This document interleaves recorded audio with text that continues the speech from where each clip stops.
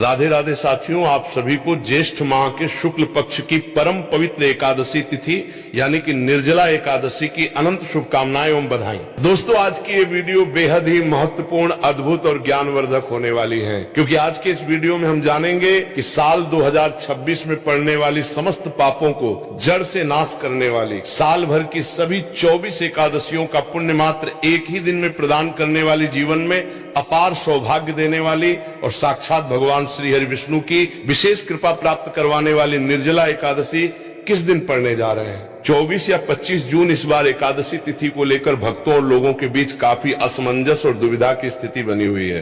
कोई 24 जून को व्रत रखने की बात कह रहा है तो कोई 25 जून को एकादशी की सही तारीख बता रहा है। ऐसे में आपके मन में कई तरह के सवाल उठ रहे होंगे कि इस महाव्रत का पारण यानी व्रत खोलने का सही और सटीक समय क्या है। इसके साथ ही हरिवासर का वो कौन सा कड़ा नियम है जिसका पालन ना करने पर व्रत खंडित हो जाता है। और सबसे बढ़कर ज्येष्ठ मास की इस भयंकर और झुलसा देने वाली गर्मी में बिना जल और अन्न के रखे जाने वाले सबसे कठोर व्रत के विशेष और चमत्कारिक उपाय क्या हैं, तथा इस दिन किन किन वस्तुओं का दान करने से सीधे बैकुंठ लोक की प्राप्ति होती है। ये संपूर्ण जानकारी आपको इसी वीडियो में बहुत ही गहराई और विस्तार से प्राप्त होने वाली है। इसीलिए दोस्तों, निवेदन है आपसे कि आज की इस बेहद ही महत्वपूर्ण एवं ज्ञानवर्धक वीडियो को थोड़ा सा समय निकालकर शुरू से लेकर बिना भगाए अंत तक जरूर देखना। मैं आपको विश्वास दिलाता हूं कि निश्चित रूप से आपकी सारी उलझन, सारा कंफ्यूजन और व्रत को लेकर जो भी शंकाएं हैं वे पूरी तरह से दूर हो जाएंगी। वीडियो में आगे बढ़ें और निर्जला एकादशी के अद्भुत रहस्यों को जानें। उससे पहले यदि आप इस परम पवित्र एकादशी तिथि पर अपने और अपने संपूर्ण परिवार के ऊपर भगवान श्री हरि विष्णु और धन की देवी माता लक्ष्मी जी की असीम कृपा जीवन भर प्राप्त करना चाहते हैं तो कमेंट सेक्शन में पूरे भाव से राधे राधे लिखकर सब्सक्राइब जरूर कर लें। धार्मिक मान्यताओं और हमारे पवित्र धर्म ग्रंथों के अनुसार ज्येष्ठ माह के शुक्ल पक्ष में पड़ने वाली इस निर्जला एकादशी का महत्व शास्त्रों में बहुत ही गहरा, रहस्यमयी और अनंत फलदायी बताया गया है। एकादशी का व्रत तो वैसे भी सभी व्रतों में राजा माना जाता है, लेकिन ज्येष्ठ मास की इस निर्जला एकादशी की महिमा अपने आप में अद्वितीय है, क्योंकि ये पूरे वर्ष की एकमात्र ऐसी एकादशी है जिसमें व्रत के दौरान अन्न के साथ साथ जल की एक बूंद भी ग्रहण करने की सख्त मनाही होती है। महाभारत काल की कथाओं के अनुसार एक बार पांडव पुत्र महाबली भीमसेन ने महर्षि वेदव्यास जी से अत्यंत विनम्र भाव से पूछा था कि हे गुरुदेव, मेरे सभी भाई और माता कुंती एकादशी का व्रत पूरे नियम से रखते हैं और मुझे भी ऐसा करने को कहते हैं, परंतु मेरे उदर में ब्रक नामक एक अत्यंत तीव्र अग्नि का वास है, जिसे शांत करने के लिए मुझे भारी मात्रा में भोजन की आवश्यकता होती है। मैं भगवान श्री हरि विष्णु की भक्ति कर सकता हूँ, दान पुण्य कर सकता हूँ, परंतु मैं महीने में 2 बार आने वाली एकादशियों पर भूखा नहीं रह सकता। कृपया मुझे कोई ऐसा उत्तम और श्रेष्ठ व्रत बताइए जिसके प्रभाव से मुझे बिना भूखे रहे ही सभी एकादशियों का पूर्ण फल और अंत में बैकुंठ धाम की प्राप्ति हो जाए। तब महर्षि वेदव्यास जी ने उन्हें इसी निर्जला एकादशी के अद्भुत और परम कल्याणकारी महात्म का गहराई से वर्णन करते हुए बताया था कि हे भीम, यदि तुम ज्येष्ठ मास के शुक्ल पक्ष में आने वाली इस एकादशी पर सूर्योदय से लेकर अगले दिन द्वादशी के सूर्योदय तक बिना अन्न और बिना एक भी बूंद जल ग्रहण किए पूर्ण संयम के साथ उपवास करो तो तुम्हें साल भर की सभी 24 एकादशियों का पुण्य मात्र इस एक दिन के कठोर व्रत से ही प्राप्त हो जाएगा। महर्षि की आज्ञा मानकर भीमसेन ने पूरे विधि विधान से इस कठिन व्रत को धारण किया था, जिसके बाद से इस परम पवित्र दिन को भीमसेनी एकादशी या पांडव एकादशी के नाम से भी जाना जाता है। भक्तों, शास्त्रों और पुराणों में बहुत ही स्पष्ट रूप से उल्लेखित है कि ये एकादशी इंसान के जन्म जन्मांतर के सुमेरु पर्वत जितने विशाल और घोर पापों को भी क्षण भर में भस्म करके राख कर देती है। जो भी व्यक्ति इस व्रत को सच्ची निष्ठापूर्ण श्रद्धा और नियम के साथ रखता है उसे कई वर्षों तक कठिन तीर्थटन करने, प्यासों के लिए कुएं या बड़े बड़े तालाब खुदवाने और महान यज्ञ करने से भी हजारों गुना अधिक पुण्य की अत्यंत सहजता से प्राप्ति हो जाती है। एकादशी के नियमों की बात करें तो आहार और आचरण में कठोर संयम अत्यंत आवश्यक है। धर्म ग्रंथों में स्पष्ट रूप से बताया गया है कि एकादशी तिथि पूर्ण रूप से भगवान श्री हरि विष्णु को समर्पित व्रत तिथि है। पद्म पुराण तथा स्कंद पुराण में एकादशी के दिन चावल के सेवन को महापाप की श्रेणी में रखा गया है। शास्त्रीय मान्यता है कि एकादशी के दिन चावल में पाप तत्व का वास होता है, इसीलिए चावल या चावल से बना कोई भी पदार्थ इस दिन भूलकर भी ग्रहण नहीं किया जाता। चाहे आप व्रत रहें या ना रहें, निर्जला एकादशी के दिन घर में गलती से भी चावल ना बनाएं और ना ही किसी को परोसें। इस एकादशी का मूल तत्व आत्मा की पवित्रता और संकल्प की शक्ति है। इस दिन किसी भी प्रकार का क्रोध, लोभ, हिंसा और दूसरों की चुगली या निंदा करना सर्वथा वर्जित माना गया है। इस दिन बाल, दाढ़ी या नाखून काटना भी शास्त्रों में वर्जित बताया गया है।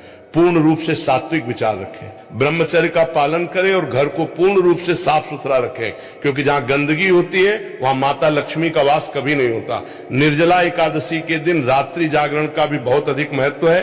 अतः यदि संभव हो तो रात में सोए नहीं, बल्कि भगवान विष्णु के मंत्रों का जाप करें और विष्णु सहस्त्र नाम का पाठ अवश्य सुने। भक्तों, जिन भी लोगों के जीवन में सुख, शांति, समृद्धि का अभाव है या जिनके अटके हुए कार्य लाख कोशिशों के बाद भी पूरे नहीं हो रहे हैं, उनके लिए हम शास्त्रों में बताए गए निर्जला एकादशी के बेहद ही खास, गहरे और चमत्कारिक उपाय लेकर आए हैं, जिन्हें आपको बहुत ही एकाग्रता और सच्ची श्रद्धा के साथ करना है। सबसे पहले बात करते हैं इस दिन किए जाने वाले महादान की। उपाय और दान के तौर पर निर्जला एकादशी के दिन, क्योंकि ज्येष्ठ मास की भयंकर और चिलचिलाती गर्मी पड़ती है, इसलिए इस दिन जल का दान करना तीनों लोकों में सबसे बड़ा महादान माना गया है। आप इस दिन एक नया मिट्टी का घड़ा या कलश लें, उसे साफ और शुद्ध जल से पूरा भर दें। उस जल के अंदर थोड़ी सी चीनी, मिश्री या गुड़ डाल दें ताकि वो मीठा हो जाए। फिर उस कलश को एक कोरे सफेद कपड़े से ढककर उसके ऊपर कुछ दक्षिणा रखकर किसी योग्य और सात्विक ब्राह्मण को या किसी भी मंदिर में पूरे आदर भाव से दान कर दें। यह ऐसा दान है जो सीधे आपके पितरों को भी तृप्त करता है और यमलोक की भयंकर यातनाओं से मुक्ति दिलाता है। इसके साथ ही राहगीरों को ठंडा पानी या शरबत पिलाएं। तपती धूप से बचने के लिए अपनी सामर्थ्य के अनुसार छाता, पैरों को जलने से बचाने के लिए जूते, चप्पल और हाथ से झलने वाला पंखा, जिसे बहना भी कहा जाता है। दान करना अत्यंत शुभ फलदायी होता है। गर्मी से राहत देने वाले रसीले फलों जैसे खरबूजा, तरबूज, आम और खीरे का दान किसी जरूरतमंद को अवश्य करें। इस दिन जल से भरा हुआ कलश दान करने से भगवान श्रीहरि अत्यंत प्रसन्न होते हैं और भक्त के जीवन को शीतलता और सुख समृद्धि से भर देते हैं। इसके अतिरिक्त जो लोग भयंकर आर्थिक तंगी से जूझ रहे हैं, जिनके घर में पैसा नहीं टिकता, वे निर्जला एकादशी के दिन संध्या के समय, यानी जब सूर्यास्त हो जाए, तब अपने घर के मुख्य द्वार पर और आंगन में विराजमान तुलसी माता के पास गाय के शुद्ध घी का एक एक दीपक अवश्य जलाएं। उस दीपक में एक चुटकी पीली हल्दी डाल दें और ध्यान रखें कि रुई की जगह लाल कलावे या मौली की बाती का ही प्रयोग करें। हल्दी और लाल कलावा भगवान विष्णु और माता लक्ष्मी दोनों को अत्यंत प्रिय है। ये उपाय आपके घर में साक्षात धन की देवी मां लक्ष्मी का हमेशा के लिए स्थायी वास करवाता है। यदि आपके घर में दक्षिणावर्ती शंख मौजूद है तो एकादशी की सुबह भगवान श्री हरि विष्णु और शालिग्राम जी का अभिषेक उस शंख में कच्चा दूध, केसर और गंगा जल डालकर अवश्य करें। ये एक महा उपाय है जिससे जन्मों की दरिद्रता का नाश होता है। पितृदोष से मुक्ति पाने के लिए निर्जला एकादशी की शाम को किसी पुराने पीपल के वृक्ष की जड़ में जल में थोड़ा सा कच्चा दूध और काले तिल मिला के अर्पित करें और वहां एक सरसों के तेल का दीपक जलाएं। इससे आपके पिता अत्यंत प्रसन्न होकर आपको मनचाहा आशीर्वाद देते हैं। इसके साथ ही अपनी आत्मिक शांति और आध्यात्मिक उन्नति के लिए ब्रह्म मुहूर्त में उठकर या फिर संध्या आरती के समय एकांत में बैठकर तुलसी या वैजयंती की माला से नमो भगवते वासुदेवाय महामंत्र का कम से कम 108 बार यानी एक माला मानसिक जाप अवश्य करें। अब आते हैं वीडियो के उस सबसे महत्वपूर्ण हिस्से पर जिसका आप वीडियो की शुरुआत से ही बेसब्री से इंतजार कर रहे थे, यानी व्रत की सही तारीख और शुभ मुहूर्त का ज्ञान। वैदिक पंचांग और ज्योतिषीय गणना के अनुसार वर्ष 2026 में ज्येष्ठ मास के शुक्ल पक्ष की एकादशी तिथि का आरंभ 24 जून 2026 दिन बुधवार की शाम 6:12 से हो जाएगा और एकादशी तिथि का पूर्ण रूप से समापन अगले दिन 25 जून 2026 दिन गुरुवार की रात 8-9 बजे पर होगा। हमारे सनातन हिंदू धर्म में हमेशा उदया तिथि को ही प्रधान और सर्वमान्य माना जाता है, यानी जिस तिथि में भगवान सूर्य देव का उदय होता है उसी दिन उस तिथि का मुख्य व्रत रखा जाता है। 25 जून की सुबह सूर्योदय के समय एकादशी तिथि पूर्ण रूप से विद्यमान रहेगी, इसलिए निर्जला एकादशी का ये परम पावन और महाफलदायी व्रत 25 जून 2026 दिन गुरुवार को ही रखा जाएगा। 24 जून को आप भूलकर भी ये व्रत न रखें। भक्तों, कोई भी एकादशी का व्रत तब तक पूर्ण और सफल नहीं माना जाता जब तक उसका शास्त्रों में बताए गए विधि विधान से और बिल्कुल सही समय पर पारण यानी व्रत खोला न जाए। एकादशी के पारण में सबसे महत्वपूर्ण होता है हरिवासर का ज्ञान होना। अब आप सोचेंगे कि ये हरिवासर क्या होता है, तो आपको बता दें कि द्वादशी तिथि यानी एकादशी के ठीक अगले दिन की जो कुल समय अवधि होती है उसके पहले 1/4 यानी 25% भाग को हरिवासर कहा जाता है। हमारे धर्मशास्त्रों और पुराणों का अत्यंत सख्त और कड़ा नियम है कि हरिवासर के समय एकादशी का पारण करना महापाप के समान है, और यदि कोई अज्ञानतावश ऐसा कर लेता है तो उससे व्रत का सारा अर्जित पुण्य उसी क्षण नष्ट हो जाता है और व्रत पूरी तरह से खंडित माना जाता है। इसलिए हमेशा यह ध्यान रखें कि जब हरिवासर का समय पूरी तरह से समाप्त हो जाए उसके बाद ही व्रत खोलना चाहिए। निर्जला एकादशी के व्रत का पारण 26 जून 2026 दिन शुक्रवार को किया जाएगा, जिसका सबसे शुभ और सटीक समय सुबह 5:25 से लेकर सुबह 8:13 के बीच रहेगा। आपको इसी समय अंतराल के भीतर अपना व्रत खोल लेना है। पारण करने का भी एक विधान है। इस शुभ समय में आप सबसे पहले भगवान विष्णु की विधि पूर्वक आरती और पूजा करें। उसके बाद किसी ब्राह्मण को घर बुलाकर भोजन कराएं और उन्हें वस्त्र तथा दक्षिणा देकर विदा करें। यदि यह संभव न हो तो मंदिर में अन्नदान कर दें या गाय माता को रोटी और गुड़ खिलाएं। पारण के समय सबसे पहले आप तुलसी दल मिश्रित जल ग्रहण करें और उसके बाद ही कोई अन्न खाएं। यह भी विशेष रूप से ध्यान रहे कि पारण हमेशा सात्विक भोजन से ही करना चाहिए। व्रत खोलने के भोजन में लहसुन, प्याज, मांस, मदिरा या किसी भी तामसिक वस्तु का प्रयोग भूलकर भी न हो। भक्तों, निर्जला एकादशी का ये पावन दिन केवल अन्न और जल त्यागने का या शरीर को कष्ट देकर उपवास रखने का दिन मात्र नहीं है, बल्कि ये हमारी आत्मा को शुद्ध करने, अपने विचारों को निर्मल बनाने और अपने पुराने व बुरे कर्मों को पुण्य में बदलने का एक बहुत ही दिव्य और सुनहरा अवसर माना जाता है। इस पावन दिवस पर मनुष्य को अपने विचारों, अपने दैनिक व्यवहार और अपने कर्मों को अत्यंत पवित्र बनाने का निरंतर प्रयास करना चाहिए। मान्यता है कि इस दिन किए गए एक छोटे से शुभ कार्य या किसी गरीब की मदद का फल भी अनेक गुना बढ़कर जन्म जन्मांतर तक प्राप्त होता है। इसीलिए सबसे पहले अपने चंचल मन को शांत रखें।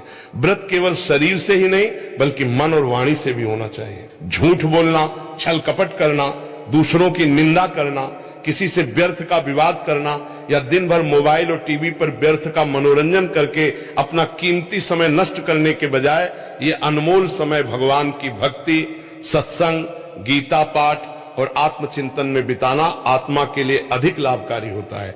घर में शांति और सकारात्मकता बनाए रखें। परिवार के सदस्यों के साथ प्रेम पूर्वक व्यवहार करें और अपने से बड़ों का चरण स्पर्श कर उनका आशीर्वाद लें। प्रकृति का सम्मान करें। पेड़ पौधों को कोई नुकसान न पहुंचाएं और किसी भी बेजुबान जीव को कष्ट न दें। अतः अपने भीतर करुणा, परोपकार और दया का भाव हमेशा जगाए रखें। एकादशी हमें यही परम ज्ञान सिखाती है कि भगवान की सच्ची पूजा और भक्ति किसी बाहरी आडंबर, महंगे चढ़ावे या दिखावे में नहीं बल्कि हमारे अंतःकरण की पवित्रता, हमारे हृदय की सरलता और निष्कपट भाव में छिपी हुई है। जब आप अपने अहम को त्याग कर भगवान को सच्चे मन और अश्रुपूर्ण नेत्रों से पुकारेंगे तभी इस कठोर निर्जला व्रत का वास्तविक और पूर्ण फल आपको प्राप्त होगा और भगवान श्री हरि विष्णु आपके सारे दुख हर लेंगे। आशा करते हैं कि शिव शक्ति टीवी द्वारा दी गई ये अत्यंत गहरी और शास्त्रीय जानकारी आपके जीवन और आपके व्रत के लिए अत्यंत लाभकारी सिद्ध पुण्य का उदय करती है। कोई भी मनुष्य चाहे जितना भी दुष्ट और पापी क्यों न हो, लेकिन अगर वो भगवान के प्रति पूर्ण शरणागति से अन्न और जल का त्याग करके इस निर्जला एकादशी का पालन करता है तो उसका उद्धार हो जाता है। उसके सौभाग्य के द्वार खुल जाते हैं और न सिर्फ उसके पापों का क्षय होता है, अभी तो उसे परम आध्यात्मिक गंतव्य की प्राप्ति भी होती है। तो चलिए इस परम पवित्र निर्जला एकादशी के उपलक्ष्य में आज हम एक पौराणिक कथा का श्रवण करते हैं। अक्षर को वश में एक बड़े ही प्रतापी राजा हो गए। उनका नाम था राजा रुक्मणगढ़। उनकी एक धर्मपरायण और पतिव्रता पत्नी थी रानी संध्यावाली, और इसी सुशील रानी के गर्भ से जन्म हुआ राजा रूपमांगत के पुत्र धर्मांगत का। अपने पिता के चरण कौन का अनुसरण करने वाला ये पुत्रवाही, विनम्र और आज्ञाकारी था। राजा रूपमांगत की प्रसिद्ध सिर्फ पृथ्वी लोक में नहीं, अभी तो स्वर्ग और पाताल लोक में भी फैली हुई थी। उनके महल में उन्होंने अत्यंत सुंदर उद्यान बनाया था। ये उद्यान अनेक रंग बिरंगी सुगंधित पुष्पों से सजा हुआ था, जहां पक्षी की चर्चा, आहट और खेल खिलाते हुए झरनों की मधुर ध्वनि का संगीत हमेशा फैला हुआ रहता। उसे उद्यान की विशेषता यह थी कि यहाँ स्वर्ग लोक से देवी देवता भी विहार करने आते थे। स्वर्ग की अप्सराओं का यह प्रिय स्थान था। एक दिन ऐसे ही एक अप्सरा स्वर्ग लोक से नीचे पृथ्वी पर इस उद्यान में रमन करने आई थी। उद्यान में विहार करते हुए अचानक उसके पांव में कांटा, वो कांता बैंगन की लतकथा और कांटा चुभने के कारण से अप्सरा का पुण्यशील हो गया और परिणाम स्वरूप पर वापस स्वर्गलोक में नहीं जा पाई। अपने इस दुर्भाग्य पर रोते हुए को संपूर्ण रात्रि इस उद्यान में रही। प्रातःकाल जब उद्यान के मालियों ने देखा तो वहां एक सुंदर अप्सरा बैठी हुई थी। उसका चेहरा मिलन था। उसकी सुंदरता को उसके शौक ने घेर लिया था। मालियों ने उसे शिक्षक राजा रूपमांगत को यह सूचना दी। समाचार सुनते ही राजा स्वयं स्थान पर आए और उसे अप्सरा को संबोधित कर कर कहने लगे, हे देवी, आप स्वर्ग की कोई अप्सरा प्रतीत हो रही है। आपके चेहरे पर शक और चिताओं की लकीरें स्पष्ट रूप से दिख रही हैं। कृपया आप मुझे बताइए कि मैं किस प्रकार आपकी सहायता कर सकता हूं। तो राजा के ऊष्मापूर्ण वचनों को सुनकर उसे अवसर आने कहा है। राजन, मैं आपके उद्यान से आकर्षित होकर स्वर्ग से यहां आई थी, लेकिन दुर्भाग्यवश मेरे पैर में कांटा छुप गया, जिससे मेरा पुण्य क्षीण हो गया है और अब मैं वापस स्वर्गलोक में नहीं जा पा रही हूं। आप मेरी सहायता करना चाहते हैं तो कृपया अपने राज्य में किसी ऐसे व्यक्ति को ढूंढिए जिसने कल एकादशी का व्रत रखा था।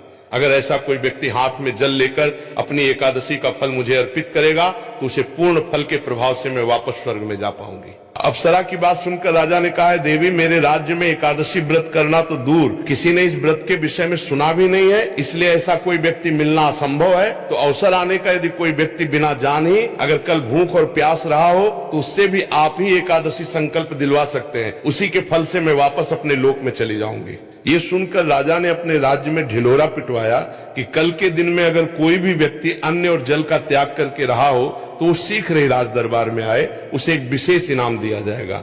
ये सुनकर एक बनिए की दासी राजा के पास आ पहुंची। उसने राजा से कहा कि कल मेरे स्वामी ने बिना किसी अपराध के मुझे दंडित किया था, इसलिए मैं दिन रात अन्न जल का त्याग करके पूरी रात्रि जागती रही।